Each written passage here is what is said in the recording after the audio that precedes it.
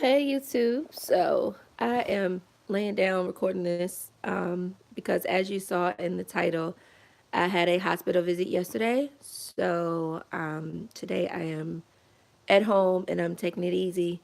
Um, it was kind of crazy. Of course, I know many women have been pregnant before, so to them some things are normal and that's just what they expect or whatever. This, of course, is my first time getting this far into a pregnancy. All my other experiences with pregnancy have been very, very short. So this is the first time that I've made it to the third trimester, and first time having twins. So it's a big difference from, I guess other people's experiences.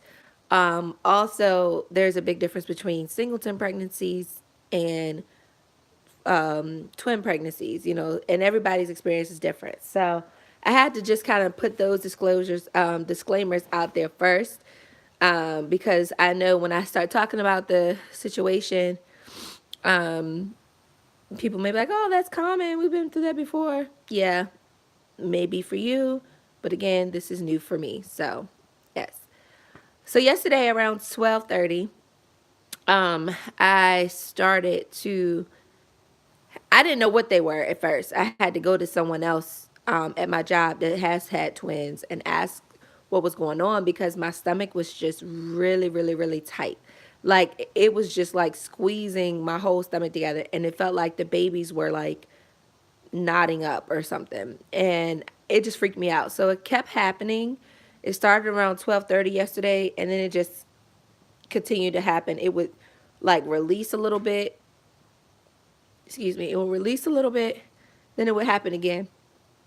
And one time it happened, it just stayed and it was just like really uncomfortable. So it was causing discomfort.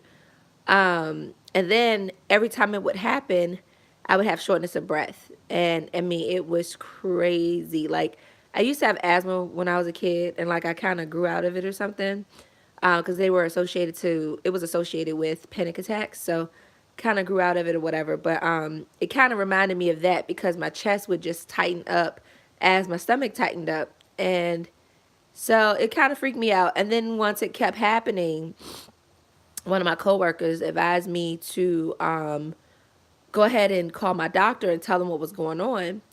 And the reason why too is because not only was I having shortness of breath and the contraction things, but my legs and my feet were swollen. And this whole pregnancy, my feet probably swelled, probably like twice. Out of almost 8 months, like it haven't had that problem. Um, I don't really do a lot with them, I guess, so they didn't really have a reason to or whatever. I'm not sure, but it just came out of nowhere. And I was looking down at my legs, like from my leg all the way down to my feet. It was just like, looked like a big solid cylinder. Like there was no differentiating between the parts, which normally you can tell a difference. So that was a concern or whatever. And so when I called them, my nurse was asking me all these questions about what I was going through. I was explaining everything to her, and then they didn't call. Excuse me. They didn't call me immediately. Actually, I actually ended up taking a nap for my lunch break, and when I woke up from my nap, they had actually called. The call actually woke me up, and we were on the phone for like 10 minutes. And the whole time I was on the phone with her, I was dealing with that whole stomach tightening thing. And it was freaking me out because I was like, man, are the babies dehydrated? Am I dehydrated? Like, you know, are they being squeezed so much they can't move? Like, I didn't know what was going on. So the nurse and I was talking. I was telling her everything I was going through. And they told me, okay, for one, you live too far away for you to go home and have to come back up here. So we're going to just go ahead and have you come to the hospital now. So I was like, okay. So I went ahead and went to the hospital. I left work, and I went to the hospital. And the thing about where I have to go, like, I have to park in one building, go in the building upstairs, get validated, come down back to the ground floor, then walk to another building, and then from that building walk up to the floor where the labor and delivery is. So it was just a lot. So I was contracting, I was shortness of breath, and I'm doing all this walking. My feet and legs are already swollen. So then I get over to the other building, and the lady saw how much I was like out of breath and everything, so she got someone to wheelchair me up to the floor, which was a blessing because I was so tired of walking. Um, when I got up there, my husband got there a few minutes after, and so long story short, they take me to the back. They monitor the babies. They monitor my contractions, and then did a they checked for they do a lot of checks when you go in there. So I think they did like they checked to make sure I didn't have like a yeast infection or something. They checked to make sure I didn't have any STI infections. What else did they check for? They checked to make sure I wasn't dilating. They checked everything. I was there for a little while, and they checked my bladder. Well, that was the first part they checked. So yeah, so by the time I got up there, I was still having the contractions. The lady, even when I was having one, I was like, okay, touch my stomach, and you could like touch and feel my contractions, like you could just feel them. So they were monitoring them, and monitoring the babies and stuff. And she was like, the babies are so active. She was like, the babies are fine. She was like, you're experiencing contractions, and but it's so crazy because again, never being this place in pregnancy, I'm like, what in the world is going on? And because I don't know, it's one thing for people around you to be like, oh, it's nothing. This is something you just deal with. You're not a doctor. So at the end of the day, I hear you, but you're not my doctor. God has been protecting me throughout this pregnancy. And one of the reasons he has been is because I seek wisdom. And immediately when my nurse told me to come, it was no questions asked. I'm going. So, and so I got to, like I said, when we went up there, they checked everything. Everything came back normal. All my testings, I didn't have any of the infections or anything like that. My cervix was completely closed, which was a blessing. And the babies were fine. I did, the doctor told me that what I was experiencing was Braxton Hicks contractions. Of course, I've heard people say things, but I've never experienced them. I didn't know what they were.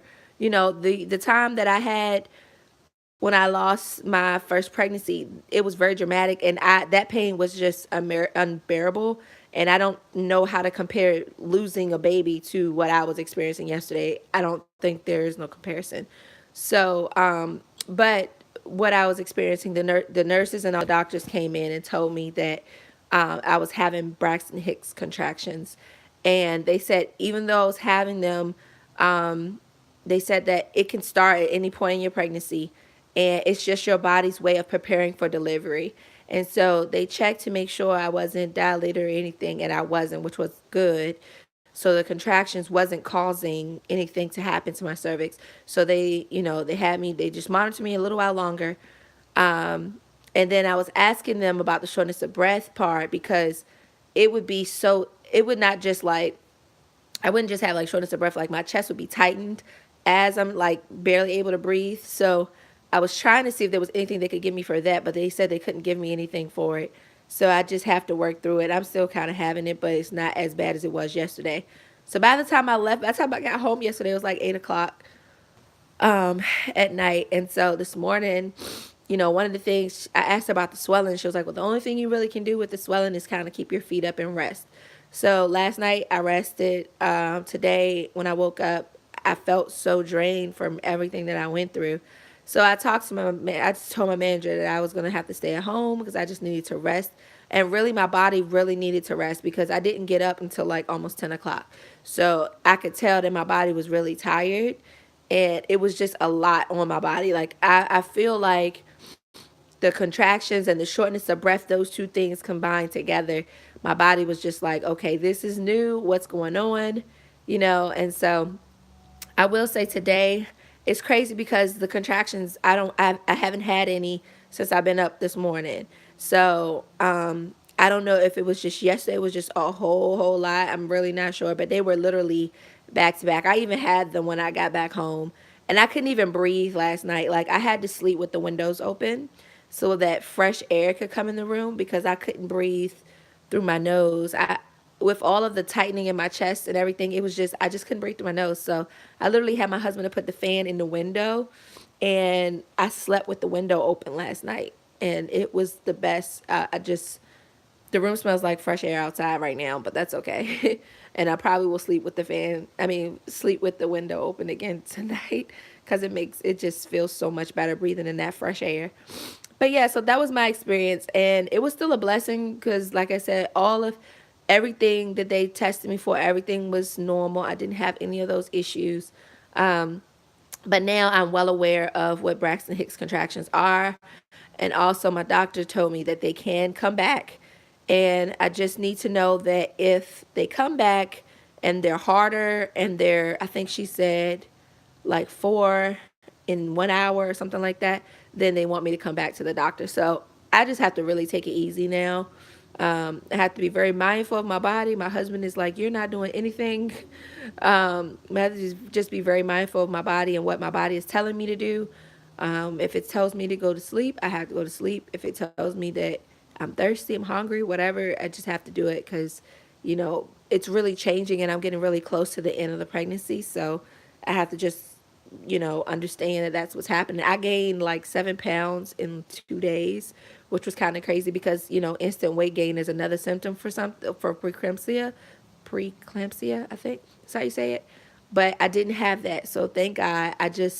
I'm just picking up weight, and I'm like, I'm gonna share that in the next video. I'll do a video about my update because I haven't given y'all an update. I've been moving so much with the baby showers and all that stuff. And yeah, we did have a baby shower, and it was really awesome. We got blessed with a lot of things, and have to organize the house to show you guys the things that we were blessed with. But as you can tell, I'm getting out of breath again.